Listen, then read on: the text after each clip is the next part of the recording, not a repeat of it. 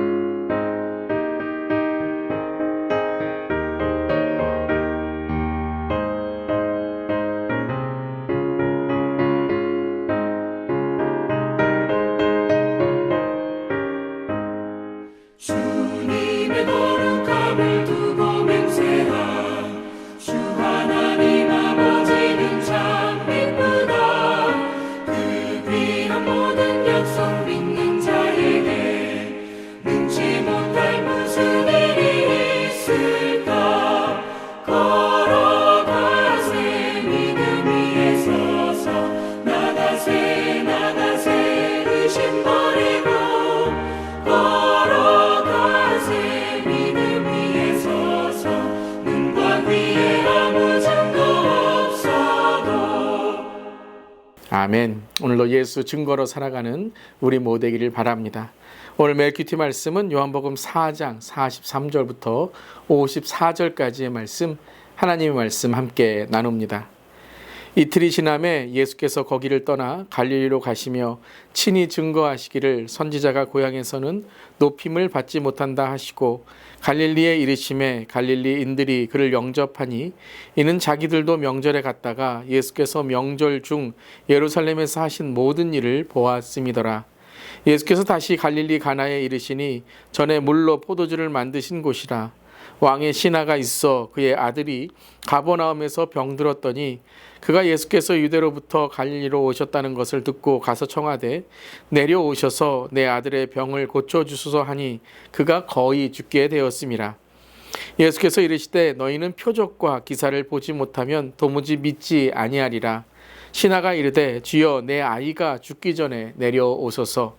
예수께서 이르시되 가라 내 아들이 살아있다 하시니 그 사람이 예수께서 하신 말씀을 믿고 가더니 내려가는 길에서 그 종들이 오다가 만나서 아이가 살아있다 하거늘 그 낫기 시작한 때를 물은즉 어제 7시에 열기가 떨어졌나이다 하는지라. 그의 아버지가 예수께서 내 아들이 살아있다 말씀하신 그때인 줄 알고 자기와 그 온 집안이 다 믿으니라. 이것은 예수께서 유대에서 갈릴리로 오신 후에 행하신 두 번째 표적이니라. 아멘. 하나님의 말씀입니다. 하나님 말씀에 감사합니다. 특별 새벽기도의 은혜를 감사드리며 계속해서 그 은혜와 충만을 이어갈 수 있기를 바랍니다. 말씀의 체험, 기도의 응답, 영혼육의 치유, 그리고 기적을 표적으로 예수의 증거를 만드는 우리 모두 되기를 바랍니다. 오늘 요한복음의 말씀도 두 번째의 예수님의 표적에 대한 말씀입니다. 표적이란 단어는 바로 사인이라는 뜻이 있는데요. 그것은 바로 예수를 증거하는 하나님 나라의 도구이다라는 것이죠. 사랑하는 성도 여러분, 우리 계속해서 특세의 은혜와 충만을 이어갈 수 있기를 바랍니다. 아멘. 한번 우리 댓글에 이렇게 달아볼까요? 은혜와 충만을 이어갑시다. 아멘. 은혜와 충만을 이어가는 예수 증거에 우리 모두 되기를 바랍니다. 4장에서 사마리아 여인을 만나 예수를 믿게 된 후 사마리아 여인은 메시아를 만났다고 전도하게 되죠. 그의 물동이를 내어두고 예수를 증거할 때에 사마리아인들이 예수께 와서 자기들과 함께 유하시기를 청하고 그리고 예수님을 믿게 됩니다. 이틀을 거기에서 유하시게 되었죠. 그래서 오늘 43절은 이틀이 지나게 되고 갈릴리로 가시게 되었다라고 증거하고 있습니다. 오늘 갈릴리로 향하시면서 44절에 예수님은 이렇게 말씀하셨습니다. 친히 증거하시기를 선지자가 고향에서는 높임을 받지 못한다 하시고, 자, 예수님께서 고향에서 또한 예수를 반기었던 그런 곳에서 오늘 높임을 받지 못한다라고 말씀하시죠. 사마리아 여인의 전도 후에 낯선 땅 사마리아에서 환영을 받으셨던 그 예수님의 모습과는 달리 예수님은 고향처럼 지냈던 땅에서 환영받지 못하신 것이었습니다. 여러분, 그 이유가 무엇일까요? 그것은 바로 예수님을 단지 인간적인 모습으로만 본 것이었습니다. 어렸을 때 목수의 아들로만 예수님을 보았지 진짜의 영적으로 예수님이 이 땅에 오신 하나님의 아들 메시아임을 몰랐던 것입니다.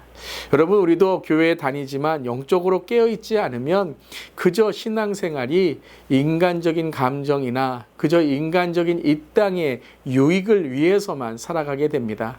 그때 예수님을 단지 좋은 분 혹은 어떤 성인으로만 취급하게 되죠.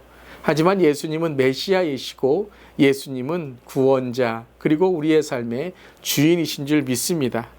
그래서 고향에서 높임을 받지 못하신 예수님에 대해서 오늘 44절에 증언하고 있다라고 말씀하시죠.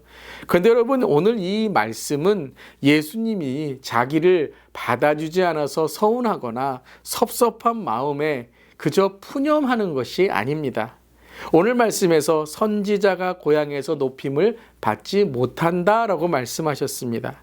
즉 예수님은 선지자가 높임을 받지 못하였다라고 말씀하시며 선지자는 어떤 역할을 하는 사람인지를 그 정체성을 말씀하시는 거죠. 선지자는, 예언자는 자신만을 위한 환영이나 사람들의 환대만을 구하기 위해 이 땅에 온 것이 아닙니다. 하나님의 환대를 전하고 하나님을 환영함으로써 이 땅에 하나님의 나라의 진리를 전하는 사람, 그 하나님 나라의 환영과 하나님 나라의 환대를 선포하는 사람인 것이죠. 그렇기 때문에 그저 감정적인 서운함이나 인간적인 이해로만 이 땅에 사명을 감당하면 안 된다라는 것입니다. 즉 예수님도 인간적인 감정과 대접받기 위해서 그저 인간적인 마음으로 이 땅에 오신 것이 아니다라는 것이죠. 하나님의 사명으로 복음을 전하시고 진리를 전하심으로 이 땅에 구원과 영생을 이루기 위해 우리에게 오신 것입니다. 아멘. 그렇기에 당연하게 환영받을 수 있으셨지만 예수님은 그 환영이나 이 땅에 있는 어떤 그러한 유익을 위해서만 살아가지 않으셨다라는 것입니다. 선지자들이 그랬듯이, 목회자가 그래야 되듯이, 성도가 이 땅에서 하나님 나라를 선포하며 살아야 되듯이 우리 모두도 예수님이 걸어가신 그 좁은 길을 걸어가야 된다라는 것이죠. 사람들에게 거절당하셨을지라도 갈릴리의 어떤 이들은 예수님을 영접하고 모시고 오늘 표적과 기적의 사건이 일어나게 되는 것입니다. 즉 예수님은 서운하거나 섭섭해서 감정적으로 나는 이 일 안 해, 나는 더 이상 이 땅에 온 이유로 살아가지 않아 라고 하지 않으시고 끝까지 사명을 지키시고 인간의 감정이나 이 땅의 물질이나 어떤 이 땅에 있는 것으로만 삶을 추구하지 않으셨다라는 것이죠. 근데 오늘 말씀에서는 거절당하셨지만 그 다음에 말씀에 갈릴리에서 어떤 이들은 예수를 영접하고 모셨다라고 증거합니다.